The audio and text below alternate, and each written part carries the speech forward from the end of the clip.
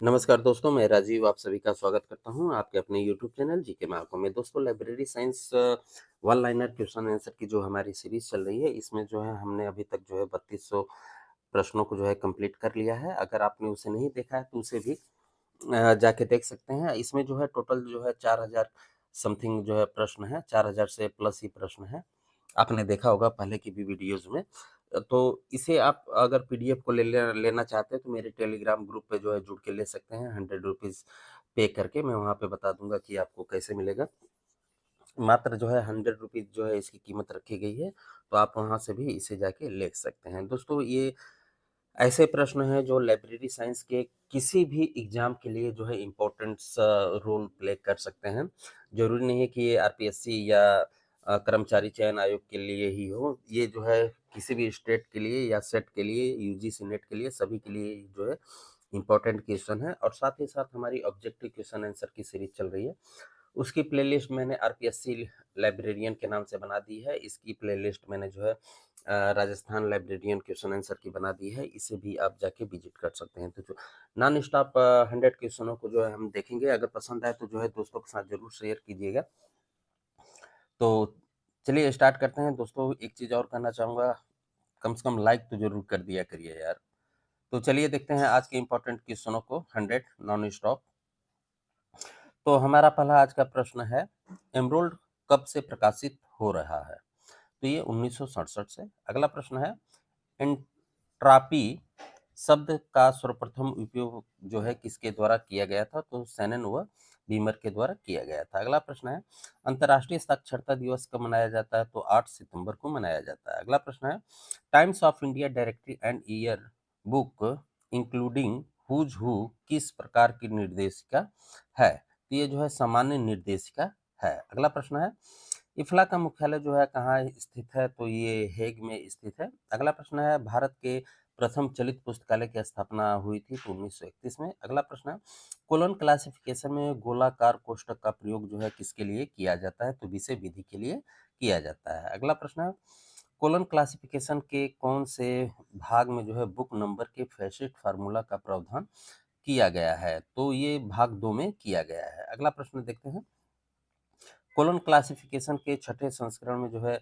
कितने योजक चिन्हों का जो है प्रयोग हुआ है? तो टोटल 11। अगला प्रश्न है, कोलन क्लासिफिकेशन के सातवें संस्करण में कितने योजक चिन्हों का प्रयोग हुआ है?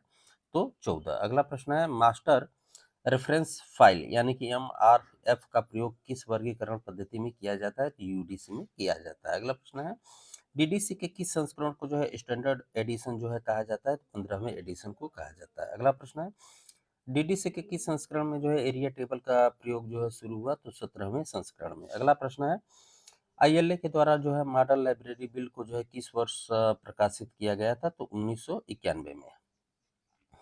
अगला प्रश्न हमारा है कि अंतर्राष्ट्रीय पुस्तक वर्ष जो है मनाया गया तो 1972 में। अगला प्रश्न है, अंतर्राष्ट्रीय पुस्तक वर्ष की थीम क्या थी? तो अध्ययन की ओर समाज। अगला प्रश्न है, ट्रिपल आरएलएफ के द्वारा अपने मैचिंग अनुदान के तहत नॉर्थ ईस्ट के राज्यों को जो है किस अनुपात में अनुदान प्रोवाइड करती है? तो 90:10।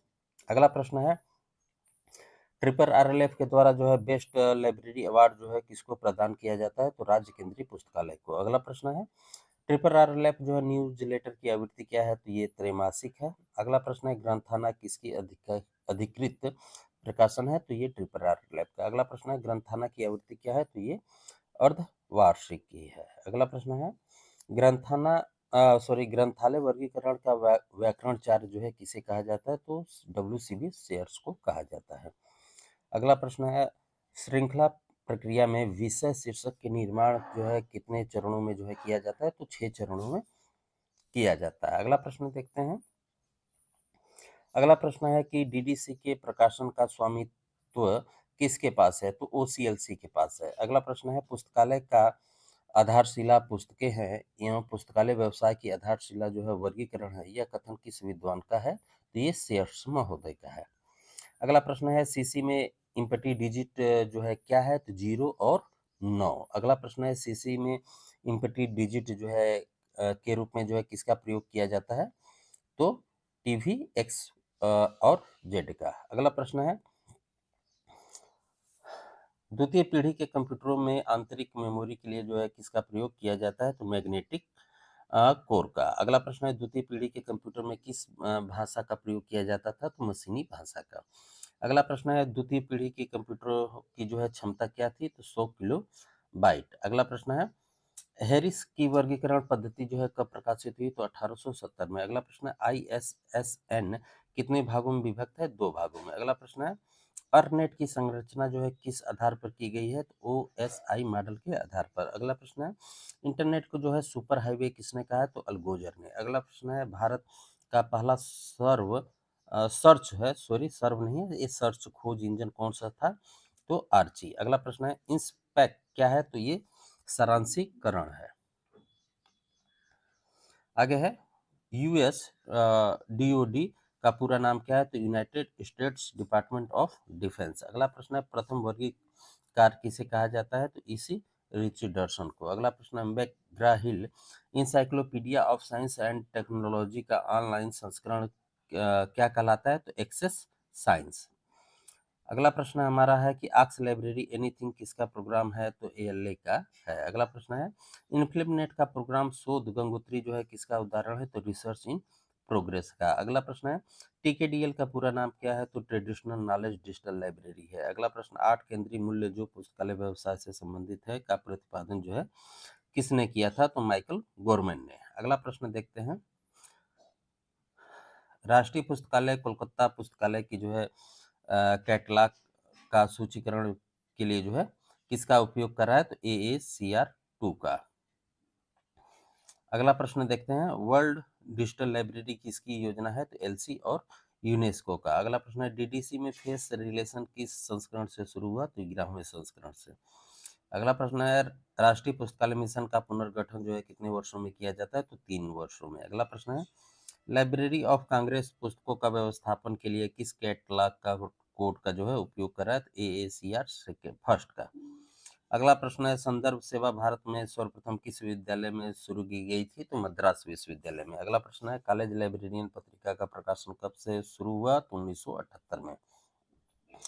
अगला प्रश्न है ऐसी सूचना जो इंटरनेट के सर्च इंजन से जो है छुपी रहती है, तो डीप वेब। अगला प्रश्न है अनुकृत वेबसाइट किससे जो है संबंधित है, तो ट्रांसलेशन से संबंधित है। अगला प्रश्न है पाथ गोल थ्योरी जो है किससे संबंधित है, तो ये लीडरशिप से संबंधित है। अगला प्रश्न है इंफॉर्मेशन आइसबर्ग अवधारणा में सूचना का कितना प्रतिशत जो है छुपा रहता है, तो 80% जो है छुपा रहता है। अगला प्रश्न है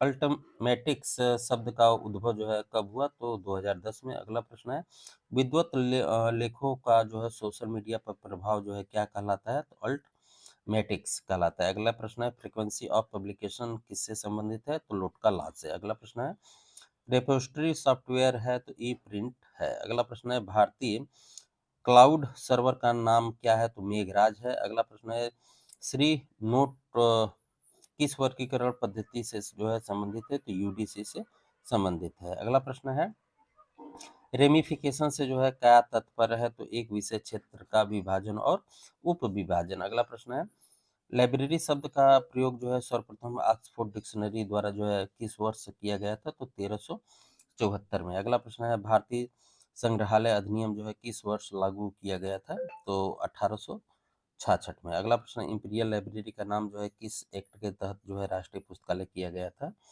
तो imperial library change of the name act 1948 के तहत। अगला प्रश्न है DDC के 23वें संस्करण का रंग जो है कैसा है, तो ऑटोमन कलर है। अगला प्रश्न है केंद्रीय संदर्भ पुस्तकालय की स्थापना कब हुई थी, तो 1955 में। अगला प्रश्न है इंपीरियल लाइब्रेरी के जो है अंतिम लाइब्रेरियन कौन थे, तो KM असदुल्ला। अगला प्रश्न है NML नेशनल लिटरेसी मिशन की स्थापना जो है कब हुई थी, तो 1988 में। अगला प्रश्न है सेन डाक किस क्षेत्र से संबंधित जो है सूचना प्रणाली है, तो उद्योग लघु उद्योग से है और इसका मुख्यालय हैदराबाद में। अगला प्रश्न है खुदा बख्श ओरिएंटल लाइब्रेरी एक्ट को जो है किस वर्ष राष्ट्रीय महत्व का जो है घोषित किया गया था, तो 1959 में 69 में सॉरी। अगला प्रश्न है इलेक्ट्रॉनिक उपकरणों को जोड़ने के एवं उनके बीच जो है सूचना के आदान प्रदान के लिए जो है किसका प्रयोग जो है किया जाता है, तथा इसका उपयोग डाटा को एक स्थान से दूसरे स्थान पे भेजने के लिए किया जाता है? तो प्रोटोकॉल का। अगला प्रश्न है प्रोटोकॉल के कोई 3 उदाहरण बताइए। तो पहला है कि एसएमटीपी, दूसरा है एफटीपी, तीसरा है एचटीटीपी। अगला प्रश्न है जेड 39.50 कैसा प्रोटोकॉल है? तो ये क्लाइंट सर्वर प्रोटोकॉल है। अगला प्रश्न है सूचना खोज तथा पुनः प्राप्त करने के लिए जो है पुस्तकालय प्रबंधन सॉफ्टवेयर के लिए अनुपयुक्त जो है प्रयुक्त जो है अंतर्राष्ट्रीय मानक जो है क्या है? तो जेट 39.50। अगला प्रश्न है इंटरनेट पर जो है प्रयोग होने वाले प्रोटोकॉल को जो है क्या कहते हैं? तो इंटरनेट प्रोटोकॉल या आईपी कहा जाता है। अगला प्रश्न है ईमेल पर प्रयोग होने वाले प्रोटोकॉल को क्या कहते हैं? तो ईमेल प्रोटोकॉल। अगला प्रश्न है डाटा की फॉर्मेटिंग, एड एड्रेसिंग और संचरण के नियम जो है किसमें शामिल होते हैं? तो टीसीपी और आईपी में। अगला प्रश्न है टीसीपी संदेश को जो है प्रेषक के पास ही पैकेट के एक सेट में बदल देता है, जिसे जो है प्राप्तकर्ता के पास फिर से एकत्रित करके संदेश को वापस हासिल कर लेता है। इसे क्या कहते हैं? तो सीओपी कहते हैं। अगला प्रश्न है सीओपी का पूरा नाम क्या है? तो कनेक्शन ओरिएंटेड प्रोटोकॉल। अगला प्रश्न है एक ऐसी व्यवस्था जिसके तहत जो है टेक्स्ट रेखा चित्र में जो है प्रयोग को जो है आपस में लिंक किया जाता है को क्या कहते हैं? तो हाइपरटेक्स्ट कहा जाता है। अगला प्रश्न है हाइपरटेक्स्ट का विकास जो है किसने किया था? तो टेड नेल्सन ने किया था। अगला प्रश्न है नेटवर्क कितने प्रकार के होते हैं? तो 3 प्रकार के। कौन कौन से? तो लैन, मैन, वैन। मैन। अगला प्रश्न है लैन का पूरा नाम क्या है? तो लोकल एरिया नेटवर्क। अगला प्रश्न है लैन जो है कितने प्रकार का होता है तथा कौन कौन सा होता है? तो लैन जो है 3 प्रकार का होता है, रिंग, स्टार और बस। अगला प्रश्न है एक स्थानीय इलाकों में जो है 2 या 2 से अधिक कंप्यूटरों को जो है किसकी सहायता से जो है जोड़ा जाता है? तो लैन की सहायता से जोड़ा जाता है। अगला प्रश्न है इंटरनेट से जोड़ते हैं तो आपके डिवाइस को इंटरनेट पर जो है पहचानने के लिए एक खास कोड दिया जाता है, जिससे आपकी लोकेशन नेटवर्क का जो है पता चलता है। इस कोड को क्या कहते हैं? तो आईपी एड्रेस या इंटरनेट प्रोटोकॉल एड्रेस कहा जाता है। अगला प्रश्न है प्रत्येक आईपी एड्रेस जो है कितने भागों में बटा होता है? तो 4 भागों में बटा होता है। अगला प्रश्न है प्रत्येक आईपी एड्रेस को किस चिन्ह के द्वारा जो है अलग किया जाता है? तो दशमलव के द्वारा किया जाता है। अगला प्रश्न है आईपी एड्रेस के प्रत्येक भाग में जो है कितने अंक होते हैं? तो 0 से 255 तक। अगला प्रश्न है अभी वर्तमान में आईपी का जो है कौन सा वर्जन आया? तो ये चौथा वर्जन आया। अगला प्रश्न हमारा है एफटीपी का पूरा नाम क्या है? तो फाइल ट्रांसफर प्रोटोकॉल। अगला प्रश्न है इंटरनेट पर फाइलों का आदान प्रदान जो है किसकी सहायता से जो है किया जाता है? तो एफटीपी की सहायता से। अगला प्रश्न है एचटीटीपी का पूरा नाम क्या है? तो हाइपर टेक्स्ट ट्रांसफर प्रोटोकॉल। अगला प्रश्न है एचटीटीपी किस प्रकार का प्रोटोकॉल है? तो एप्लीकेशन प्रोटोकॉल। अगला प्रश्न है इंटरनेट पर हाइपर मीडिया या हाइपर टेक्स्ट भेजने के लिए जो है किसका उपयोग किया जाता है? तो एचटीटीपी का। अगला प्रश्न हमारा है किस प्रोटोकॉल के कारण जो है क्लाइंट और सर्वर के बीच जो है कनेक्शन बन पाता है तथा इस प्रोटोकॉल के द्वारा हम वर्ल्ड वाइड वेब के जरिए जो है डाटा भेज पाते हैं तथा इंटरनेट से कोई भी डाटा जो है डाउनलोड कर पाते हैं? तो एचटीटीपी। अगला प्रश्न है एचटीटीपी का नया वर्जन का क्या नाम है तथा कब बना तथा इसे जो है किस कंपनी ने बनाया? तो एचटीटीपी एस है और 2000 में बना। किसने बनाया? तो नेटस्केप जो है कम्युनिकेशन कंपनी ने बनाया है। अगला प्रश्न है हमें एक पेज से दूसरे पेज पे जो है जाने के लिए सहायता करता है? तो हाइपरलिंक। अगला प्रश्न है एक पेज से दूसरे पेज पे जाने के लिए किसका उपयोग किया जाता है? तो हाइपरलिंक का। अगला प्रश्न है 2 वेब पेजों को जो है जोड़ने का काम जो है कौन करता है? तो हाइपरलिंक करता है। तो दोस्तों हमारे नॉन स्टॉप 100 क्वेश्चन कंप्लीट हुए। आई होप कि आपके लिए किसी भी एग्जाम के लिए उपयोगी होगा। तो सुपरफास्ट क्वेश्चन को जो है यहीं पे समाप्त करते हैं। मिलते हैं अगले वीडियो में। ख्याल रखिए। धन्यवाद।